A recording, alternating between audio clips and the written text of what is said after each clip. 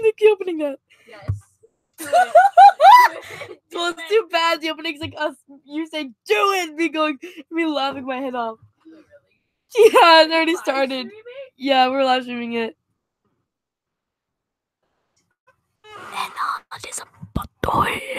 Don't ask for Do the other thing. Not. Okay, don't ask what this is. This is like it's supposed to be chapter 6, but I need to do the intro. Get cut off. Get wrecked. Close your freaking mouth, you freaking person. Welcome to March. Hey, I wonder how your bird is. I will tickle you if you do not No, stop. Okay, fine. I'm leaving. You don't have to leave. Just shut up. I actually need to go somewhere. Oh. Okay. Well, anyways. Hello, guys. Welcome to March Break Madness. A thing where we do 10 videos for 10 days with 8 different subjects, including, but not limited to, the Silver Eyes and a few games, as well as a really special thing. Before, we get into the book, I'm actually starting a collab channel with my good friend Faith. Me and her have made a channel called Faithful Weirdos, and we're pretty much going to do a lot of collaboration on that channel. That's our channel, not just her channel. And we hope you guys can join us there. The channel doesn't have any videos because we're working on the intro video. And I can't really put the link in the description below, but I will put it in the group chat if you would like to join. And if you don't, then I'll put it in the pinned comment. But without further ado, let's see, how long is chapter 6? Very long. It's 131. So over 30 chapters. Or just under 30 chapters. Charlie slowed her car. With half the cops and hurricane covering on the area, now was not the time to be stopped for speeding. She was grubby with dirt from the dead woman's backyard and had a nagging feeling that there was something she was forgetting about. John, she realized. She was supposed to meet him. She checked the clock on the dashboard. Almost 2 hours ago. Her heart sank. He'll think I set him up. Now he'll think I'm dead. She amended. Given a perilous history of the relationship, he'd probably think the second was more likely. When she got to the restaurant where they had planned to meet, a small Italian place across town, Charlie ran from the parking lot at full speed. She skidded to a stop in front of the teenage hostess, who greeted her with a flustered look. "Can I help you?" she asked as Charlie. Taking a step back, Charlie caught a glimpse of herself in the mirror behind the hostess on the counter. There were streaks of dirt on her face and clothes. She hadn't thought to clean up first. She quickly wiped her cheeks with her hands before answering the girl. "I'm supposed to be meeting someone here. A tall guy, brown hair. It's kind of..." She answered vaguely to the top of her head, attempting to indicate habitual chaos of John's hair. But the hostess looked at her blankly. Charlie bit her lip in frustration. He must have left. Of course he left. You're 2 hours late. "Charlie!" a voice rang out. "John." "You're still here?" she cried. Too loud out for the quiet restaurant. As he appeared behind the hostess, looking profoundly relieved. "I figured I might as well I'll eat while I'm here." He swallowed what was in his mouth and laughed. "Are you okay? I thought you might not be coming." "I'm fine. Where are you sitting? Or are you still sitting? Well, I mean, you're obviously not sitting. You're standing. But I mean, before you were standing, were you sitting?" Charlie ran her finger through her hair and checked her face against her scalp, trying to reassemble her thoughts. She mumbled an apology to the room, not sure who it was for. John glanced around nervously and gestured toward the table near the kitchen. And there was a mostly empty plate with a half-eaten breadstick resting on it, a cup of coffee, and a second place a setting untouched. They sat down, and he looked at her appraisingly. Then John leaned across the table and asked in a low voice, "Charlie, what happened?" "You wouldn't believe me if I told you," she said lightly. His face remained concerned. You're filthy. Did you fall down in the parking lot? Yeah, Charlie said. I fell in the parking lot, rolled down a hill into a dumpster, then fell out of the dumpster and tripped on the way. Happy? Stop looking at me like that. Like what? Like you have the right to disapprove me. John pulled back in his chair, his eyes wide. He blinked hard, and Charlie sighed. John, I'm sorry. I'll tell you everything. I just need some time to collect my thoughts and to clean up. She laughed, an exhausted shaking sound, then buried her face in her hands. John leaned back and signaled for the waitress to bring in a check. Breathing heavily, Charlie looked around the restaurant. It was almost empty. The hostess and the only other waitress were talking together near the door, with no apparent interest in anything their customers were doing. There was a family of four by the front window, the children just barely out of toddlerhood. One kept sliding his chair and onto the floor, where every time the mother turned her attention away. The other, a girl, was happily drawing on a tablecloth with markers. No one seemed to care what was going on, but the emptiness made Charlie feel exposed. I'm going to go clean up, she said. Bathroom? John pointed. Charlie got off from the table just as the waitress arrived to deliver his ticket. There was a payphone in the hallway. Charlie stopped at it. Leave room. She craned her neck to see if John was watching. From where she stood, she could only see the tiny corner of their table. Quickly, she called Clay Burke's office. To her surprise, he answered. You saw her in the back. You saw her backyard. He said. It wasn't a back question. Can you give me the other addresses?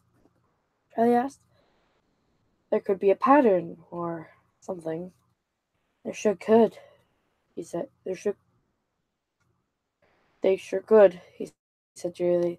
That's why I raced back to the station instead of sticking around to measure the holes. Do you have them? Hang on. The hostess was briefly absent from her station. Charlie dropped the phone, letting it swing onto the metal cord as she hurried to the podium and snatched a pen to take in a takeout menu. She rushed back. Clay, go ahead. He recited the names of the addresses, and she scribbled them dutifully on the margins of the menu. Thanks, she said. When he was done and hung up without waiting for him to respond, she folded the menu and slipped it into her pocket. In the bathroom, Charlie washed off as much of the dirt as she could. She couldn't clean her clothing, but at least her face was scrubbed. Her hair was rearranged a little more neatly. As she moved to exit the bathroom, an image flashed unbidden through her thoughts. It was the face of a dead woman. She could be your twin, she heard Clay say in his low, authoritative voice. Charlie shook her head. It's a coincidence. He's right. How many brown-haired, college-aged women are there around here? The first victim was a man, I think. She grabbed the doorknob to leave, but then froze. It was like in the library. Charlie released the knob and spun slowly back to the position, releasing a horrible creak as it moved. The costumes had been disturbed, and the creaking noise was faint and careful, as she scarcely even heard it. Charlie looked up from her game. There was a figure at the door. Charlie glanced widely around the room, pulling herself back to the present. With a swell of panic, Charlie pulled on the bathroom door, but it had somehow sealed shut. She mouthed the words, but no sound came out. I know you're there. I'm trying to get you. Next page. I have to get inside, she screamed. The door burst open, and Charlie fell into John's arms. Charlie! She collapsed to her knees. Charlie looked up to see that a scattered handful of customers were all staring at her. John glanced into the bathroom behind her, then quickly turned his attention back to Charlie, helping her to her feet. I'm okay. I'm fine. She shook loose her hands. I'm fine. The door was stuck. I felt hot. Charlie fanned her face, trying to make a sensible story of it. Come on, let's get to the car. He tried to take her arm again, but she shook, looking free. I'm fine. She dug her keys out of her pocket and walked straight to the door, not waiting for him. An old woman was openly staring at Charlie, her fork suspended in the air. Charlie returned her stare. Food poisoning, Charlie said plainly. The woman's face went pale, and Charlie walked out the door. When they got out to her car, John sat down on the passenger seat and looked at Charlie expectantly. "You sure you're okay?" "It's been a rough day. That's all. I'm sorry." "What happened?" "Tell him what happened," Charlie thought. "I want to go to my old house," she insisted, surprising herself. "Be honest," her inner voice said harshly. "You know what kind of creature is doing this, and you know who built it. Stay focused." "Right," he said, his voice softening. "You haven't seen it since the storm." She nodded. "He thinks I want to see the damage." She'd forgotten about the storm until now, but she's sudden kindness in John's voice made her nervous. "Is there anything left?" She imagined the house razed to the ground, and felt a sudden wrongness, like a part of her had been ripped out. She never thought the house was as anything but a house, but now as she drove toward what was left of it, she felt a painful knot in her stomach. It was where all her clearest memories her, of her father were kept. His rough hands building her toys, showing her new creations in his workshop, and holding her close when she was afraid. They'd lived there together, just the two of them, and it was as the place where he had finally died. Charlie felt as if the joy, the sorrow, the love, and the anguish of their two lifetimes had poured off into the very bones of the old house. The idea of it being wrecked in the storm was an utter violation. She shook her head and gripped the wheel tighter, suddenly aware of how angry she was. Her love of the house, even of her father, sorry, I hit the book closed, could never be simple. They had both betrayed her. But now there was a new monster out there. She clenched her jaw, trying to fight the tears that welled up in her eyes. "Dad, what did you do?" As soon as they were out of the town center, Charlie sped up.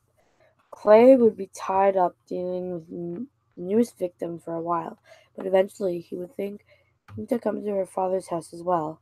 She could only hope that she'd connected the dots first. They were on the same side. Charlie put her hand on her head and rubbed her temple, the impulse to guard her father's reputation from what was coming in visceral, but it was also nonsense. Sickle. Eh. Less than a mile from the house, they passed a construction site. It was set too far from the road, and Charlie knew what it was, though it looked abandoned at the moment. "I did a little work over there when I first got here," John said. "Some huge demolition project," he laughed. "You have some weird stuff out here. You wouldn't know by looking at it." He studied the countryside for a moment. "Isn't that the truth?" Charlie said, not sure if there was something else she was supposed to say. She was still trying to calm herself. Finally, they came to the driveway. She pulled in with her eyes on the gravel. Oh, the house only a dark smudge in her peripheral vision. The last time Charlie had been here, she'd run in and out without pausing to look at anything. All she wanted was Theodore, and she had grabbed him and gone. Now she regretted her haste, wishing for some final mental illness. "You're not here to say goodbye." She turned the car off, steeled herself, and looked up. The house was surrounded by trees, and at least three of them had fallen, striking the roof directly. One had landed squarely in the front corner, crushing the walls beneath its weight. Charlie could see through the broken beams and crumbled drywall in the living room. Inside, there were only debris.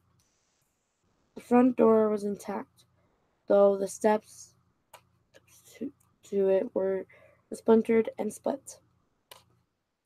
They looked as if they'd give way as soon as they bore weight. Charlie got out of her car and headed toward them. "What are you doing?" John's voice was alarmed. Charlie ignored him. He heard his door slam, and he caught her arm, wrenching her back. "What?" She snapped.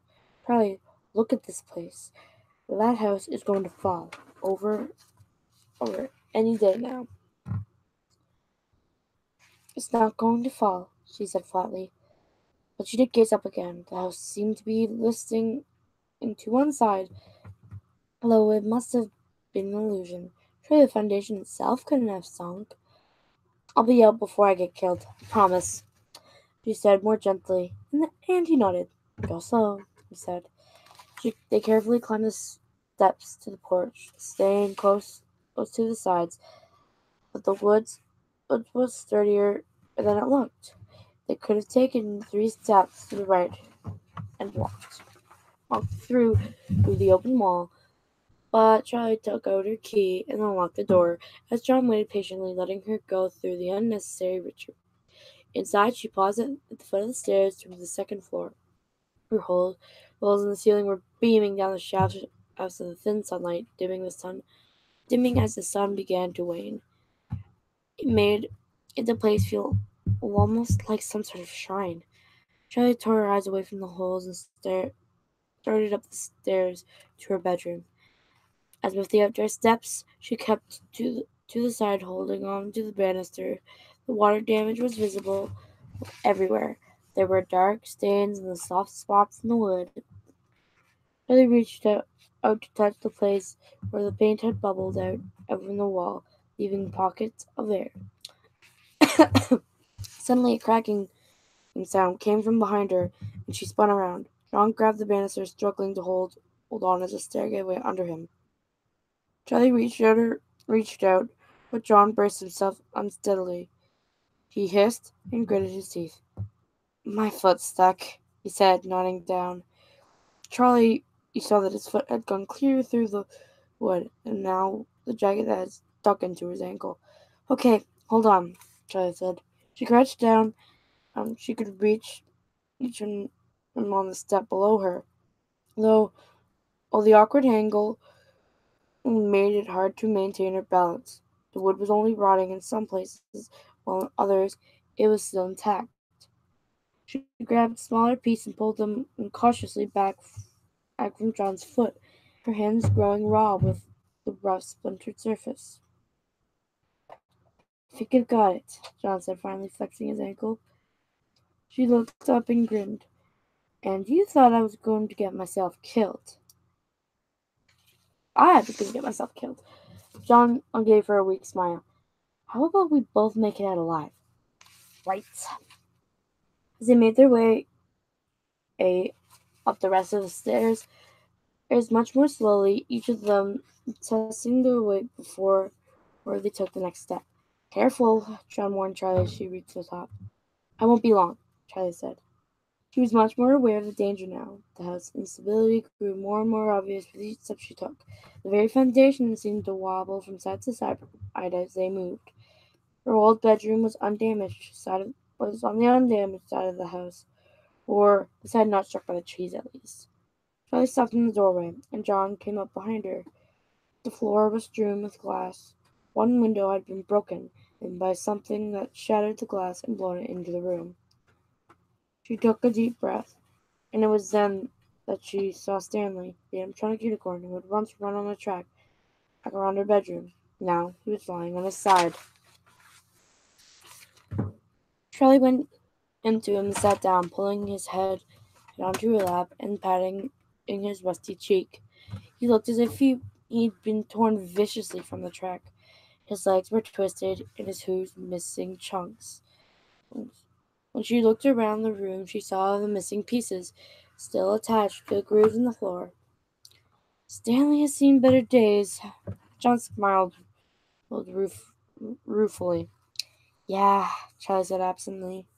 She set the toy's head back on the floor. John, can you turn that wheel? She pointed to the crank and soldered together in front of the bed.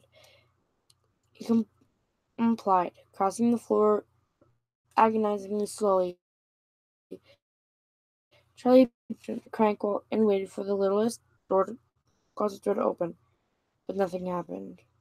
John looked at Charlie expectantly. She stood and went to the wall where the 3 closet doors stood, closed and apparently untouched by the weather. Even the paint was bright and immaculate. Charlie hesitated, feeling as she might just be disturbing something that no longer belonged to her. Then forced the smallest door open. Ella was there. Dolly would have been the same size as Charlie when she was much younger. She, like Stanley, had once run around the track, and she seemed to still be attached to it. She was entirely undamaged. Her dress was clean, and the tray that held in front of her was firm and motionless in her hands. Her wide eyes had been gazing into the darkness since the last time Charlie had saw her. "Hi, Ella," Charlie said softly. Again. "I don't suppose you can tell me what I'm looking for." She scanned over the doll quickly and pressed at her dress. "You just want to stay in here from now on?" Charlie studied the tiny frame of the door. "I don't blame you." She closed the closet door again, without saying goodbye. "So," she said, turning back to John. He seemed lost in thought, staring at something in his hand. "What is that?" Charlie asked. "A photo of you, when you were no bigger than her." John smiled and gestured towards Ella's door and handed the picture to Charlie. It looked like a school photo. A short, chubby girl gave a toothy grin for the camera, minus one tooth. Charlie smiled back at her. "I don't remember this." "That doll is creepy." Standing in the closet, John said, "I won't lie." "Waiting for a tea party," Charlie said acerbic. "How sinister." She started to leave the room, but as her hand touched the doorframe, she paused, stepped back through into the bedroom, and she looked for a moment at each of the rectangular closet doors. "John," she whispered. "What?" John looked at Charlie's gaze. "Doors," Charlie whispered. She took several long steps back to study the whole wall once again. The scribbles all over her notebooks had been shaped like dozens and dozens of rectangles. She drew them without thinking, as if they were pushing up through her mind, trying to break out of her subconscious.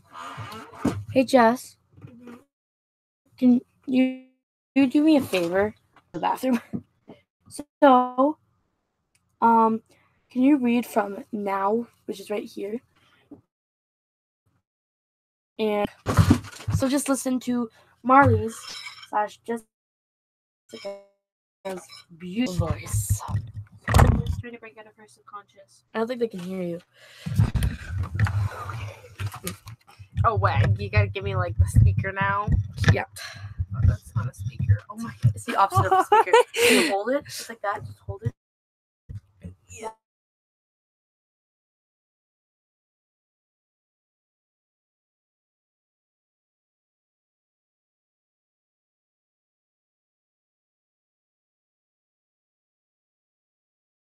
Hello? Okay, Okay. we're good. It works. We're good. Just gonna... We're Gucci. Okay. Is the light on? The red light on. Maybe... On the microphone. La.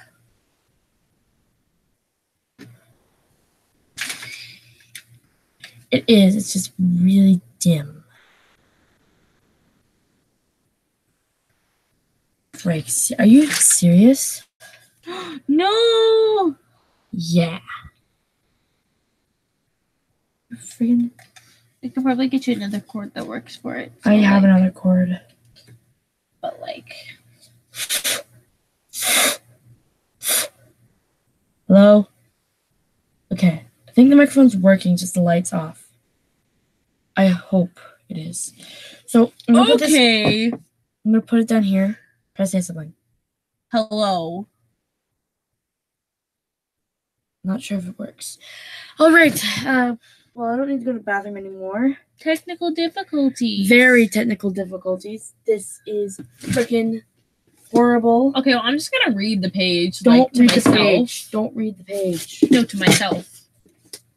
Don't, because I will ruin it for you. No, it won't. This is freaking bullcrap. Like, how does it sound? Okay. It's not making any difference, which is freaking...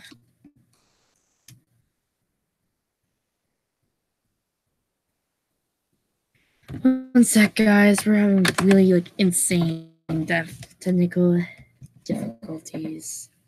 And my nail just came off. What a great day today. Absolutely fantastical and magical. We were supposed to be reading a book and now we're dealing with technical difficulties. Everyone's probably like, you left us on a cliffhanger! How dare you! And I don't care. I'm broken.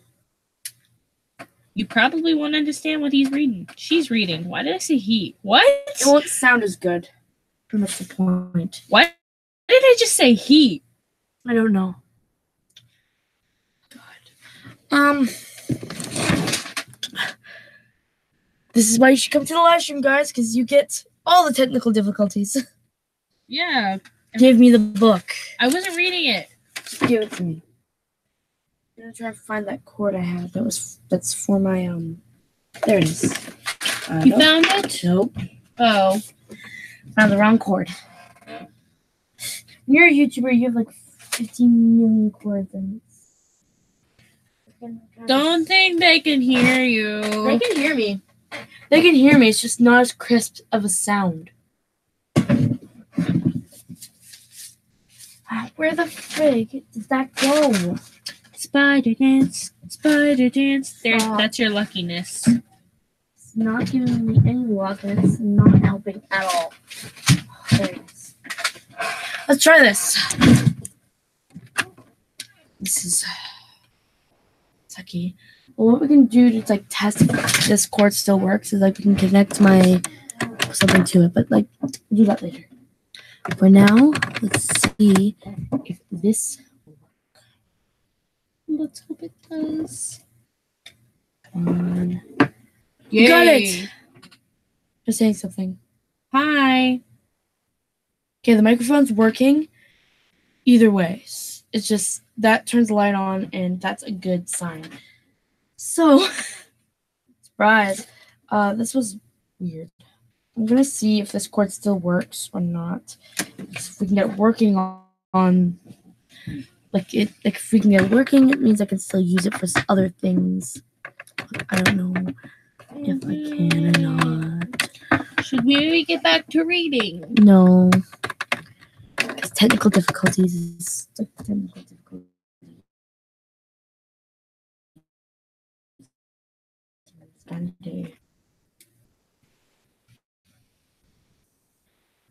Tell me it's working. It would be amazing if you can tell me it's working. It's not. Okay. We broke the cord. Alright. I'll be right back. Read. Okay, I'm in charge of reading. Yes, and you can be heard. Don't worry. Don't scream. Okay.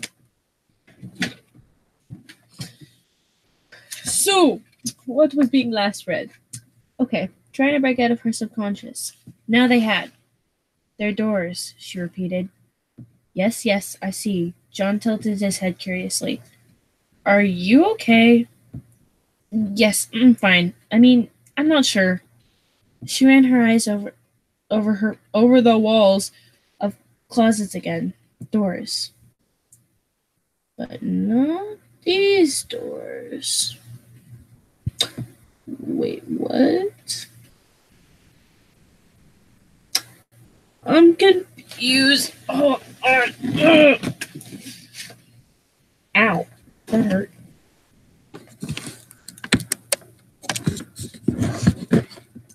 What just happened?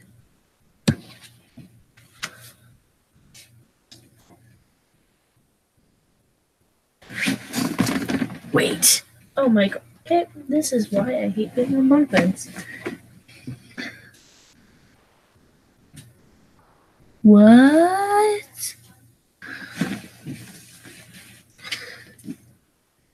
Oh, I wish I had my glasses right now.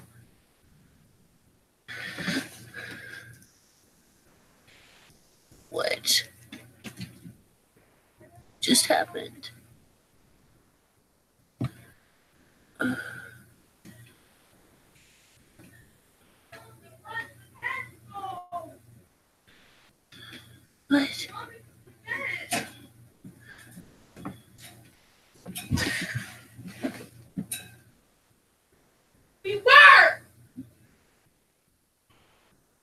Give me crap.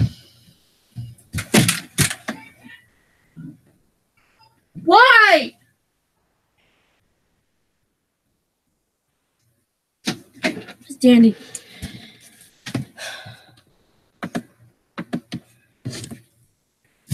It's just bullcrap. Bullcrap. Bullcrap. Should I not ask? No, you should not. Okay, then I won't. Would you like to continue reading? No, I would not. Okay.